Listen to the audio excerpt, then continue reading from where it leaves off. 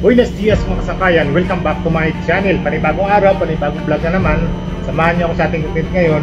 So, magre-replace tayo ng pressure sensor. Sa mga previous video ko, natalakay na natin about pressure sensor. Pero dito, magre-replace lang tayo. Pero kung ano yung pressure sensor, pagkatapos lamang na isang mixing intro. Subscribe to this channel.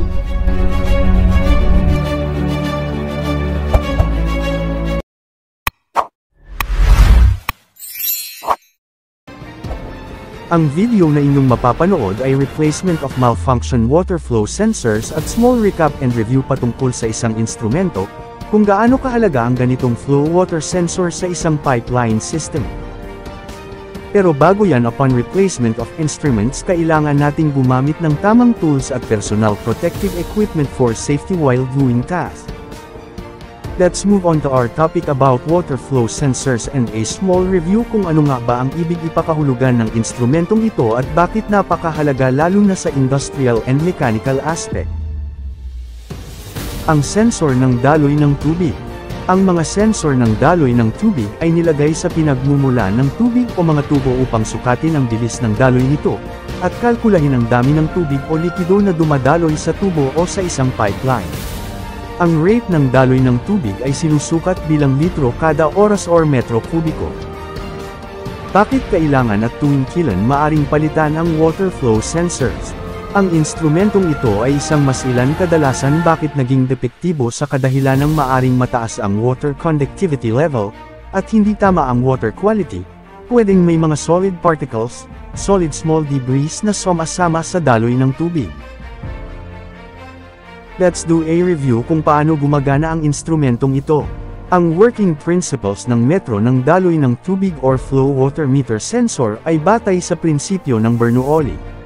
Bernoulli principles na ang ibig sabihin or nagsasaad na ang pagtaas ng bilis ng isang likido ay nangyayari ng sabay-sabay sa pagbaba ng static pressure, or ang potential na enerhiya ng fluid, in short-term static pressure dynamic na presyon. Kapag ang isang likido ay naglalakbay sa isang tubo na may pagtaas ng diameter, ang presyon nito ay bumababa. Tinatsansa ng water flow meter ang pagkakaiba ng presyon sa dalawang punto sa system at pagkatapos ay kinakalkula ang rate ng daloy ng tubig. Ang mga electrode na naka-embed sa magkabilang panig sa ibabaw kung saan dumadaloy ang likido ay lumikha ng magnetic field. Sa pamamagitan ng pagdama ng boltahe na buo ng tubig habang ito ay dumadaan sa magnetic field. Maaring subaybayan ng mga electromagnetic flow meter ang mga rate ng daloy ng may mataas na antas o katamtamang daloy nito. Rason kung bakit nag-fail ang sensor sa kadahilan ng sa dumi at mga contaminants, vibration shock, at exposure sa mataas na temperatura. Ang lahat ng yan ay may malaking epekto sa average na itatagal ng isang sensor. Para sa akin at sa haba ng aking eksperyensya sa ganitong larangan, ang pinaka-epektibong paraan para tumagal ang isang instrumento unang-una, proper maintenance not weekly, either monthly, or quarterly, kung hindi based on daily monitoring. There are three common causes of sensor failure. Maari ito ay sanhi ng mechanical na pinsala, mga kadahilanan sa kapaligiran, pagkagambala sa kuryente, o mga errors sa pagkakalibrate. Ang ganitong pinsala ay maaring magkaroon ng iba't ibang epekto sa sistema ng PLC tulad ng maling pagbibigay ng pagbabasa ng flow rate, pagkawala ng komunikasyon, or pagsasara ng system. Ang instrumentong ito, ang water flow sensor, ay may tatlong pangunahing bahagi, or three main components. Ang sensor node. Sensor node na ibig sabihin binubuo ng isang individual isang sensor na may kakayahang magagawa ng gustong aksyon gaya ng pagtitipon. Ito ay binubuo ng apat na bahagi tulad ng sensing unit, processing unit, transceiver unit, at isang power unit. Mga pangkaraniwang uri ng sensors. Ang mga pangkaraniwang uri ng sensors ay electronic flow sensor ay differential pressure, thermal, target, paddle wheel at magneto-inductive.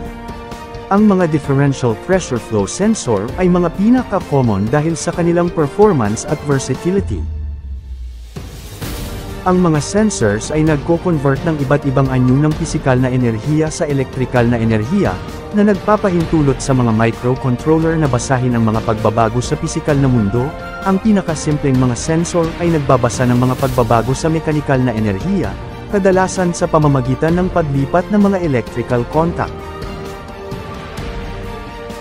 Sa ganitong instrumento, kakaunti ang dapat linisin at muling gamitin, dahil ang sensor ay nawala sa pagkakakalibrate.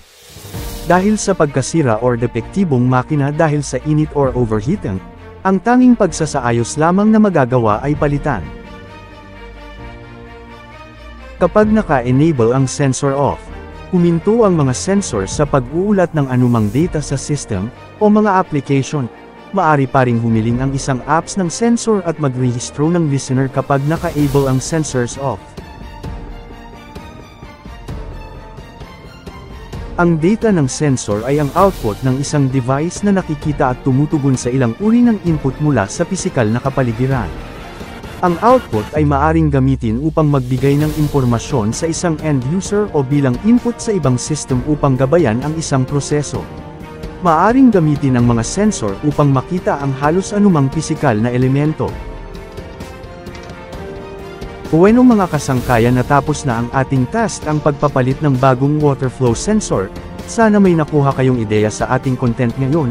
Kung meron kayong katanungan, please drop your comment below at sasagutin natin yan ayon sa aking eksperyensya at abot ng aking kaalaman. At kung meron man kayong suggestion na maaari nating i-feature at i-explain about mechanical, maaari kayong mag-email at ilalagay ko ang aking email at link sa baba ng comment section. At kung hindi ka pa nakasubscribe pero interesado ka sa ganitong content, maaari ba akong makahingi ng like at please consider to subscribe my YouTube channel. Lagi nating tandaan, na dito sa aking channel laging lamang ang may alam. Bueno, hanggang dito na lang, maraming salamat sa nakaabot sa dulo ng aking video. Gracias. Adios.